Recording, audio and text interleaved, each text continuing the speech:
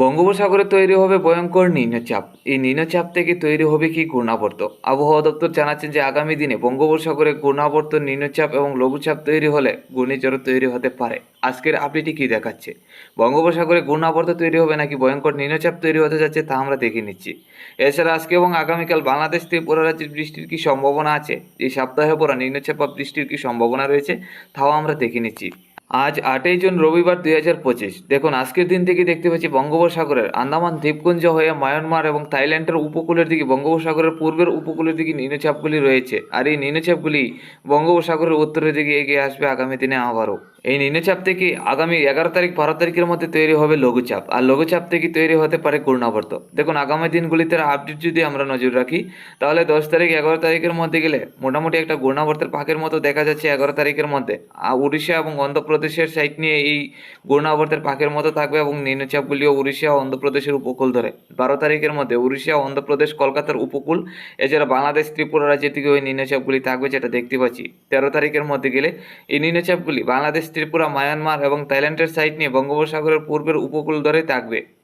আগামী দিনেতে আমরা যদি 15 তারিখের মধ্যে যাই, দেখুন মোটামুটি নিম্নচাপগুলি মায়ানমার, ত্রিপুরা, বাংলাদেশের দিকে থাকার সম্ভাবনা আমরা যেটা দেখতে পাচ্ছি।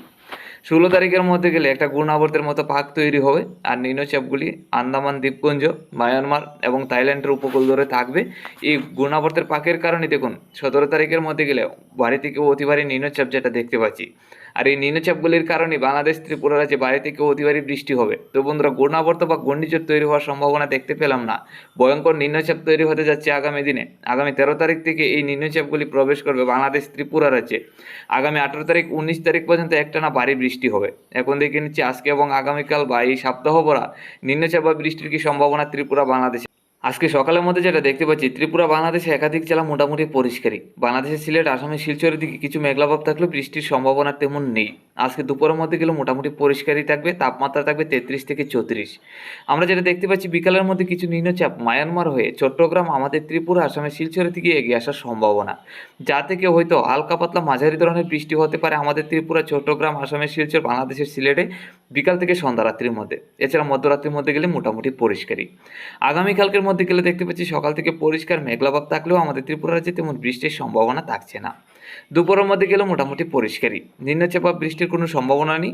আবহাওয়া একদম পরিষ্কার, তাপমাত্রা থাকবে 34 থেকে 35-এর কাছাকাছি। বিকাল থেকে সন্ধ্যা রাত্রির মধ্যে গেলে মায়ানমার থেকে আবারও কিছু নিম্নচাপ এগিয়ে আসবে আমাদের ত্রিপুরা, চট্টগ্রাম, আসামের শিলচর, বাংলাদেশের সিলেটের দিকে। এইসব জেলায় আগামীকালকেও বিকালের মধ্যে হয়তো হালকা পাতলা মাঝারি ধরনের বৃষ্টি হতে পারে।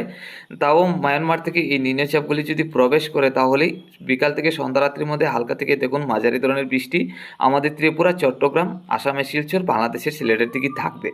তো বন্ধুরা, এই ছিল আজকে এবং আগামীকালকের আপডেট যেটা দেখতে পেলাম। বিকাল থেকে সন্ধ্যা রাত্রির মধ্যেই এই 2 দিন বৃষ্টির সম্ভাবনা আছে, আজকে এবং আগামীকাল। এখন দেখে নেব যে আগামী দিনগুলিতে এই সপ্তাহ ভরা বৃষ্টির কি সম্ভাবনা আগামী 13 তারিখ পর্যন্ত, তাতে ভারী থেকে অতি ভারী বৃষ্টির সম্ভাবনা আছে কিনা এবং ভারী থেকে অতি ভারী নিম্নচাপ প্রবেশ করছে কিনা। আগামী 10 তারিখ সকালের মধ্যে গেলে তেমন নিম্নচাপ বা বৃষ্টির সম্ভাবনা নেই বিকাল দুপুর পর্যন্ত, তবে সন্ধ্যা রাত্রি থেকে মধ্যরাত্রির মধ্যে বৃষ্টির সম্ভাবনা আছে। 11 তারিখের মধ্যে গেলেও আমরা যেটা দেখতে পাচ্ছি, বিকাল থেকে সন্ধ্যা রাত্রি এবং মধ্যরাত্রির মধ্যে বৃষ্টির সম্ভাবনা সম্পূর্ণ বাংলাদেশ এবং আমাদের ত্রিপুরায় হালকা থেকে মাঝারি ধরনের বৃষ্টি হবে। তো বন্ধুরা, আমরা যেটা দেখতে পাচ্ছি 13 তারিখ 14 তারিখের মধ্যে গেলেও প্রত্যেক দিন বিকাল থেকে সন্ধ্যা রাত্রি এবং মধ্যরাত্রির মধ্যে ভারী থেকে অতি ভারী বৃষ্টির সম্ভাবনা আছে। আগামী 10 তারিখ থেকে রাত্রির মধ্যে বৃষ্টি হবে ত্রিপুরা, বাংলাদেশে। এছাড়া আজকে এবং আগামীকাল বিকাল থেকে সন্ধ্যা রাত্রির মধ্যে হালকা পাতলা মাঝারি ধরনের বৃষ্টি হবে। তারপর থেকে প্রত্যেক দিন আমরা যেটা দেখতে পাচ্ছি 13 তারিখ পর্যন্ত রাত্রির মধ্যে ভারী থেকে অতি ভারী বৃষ্টির সম্ভাবনা।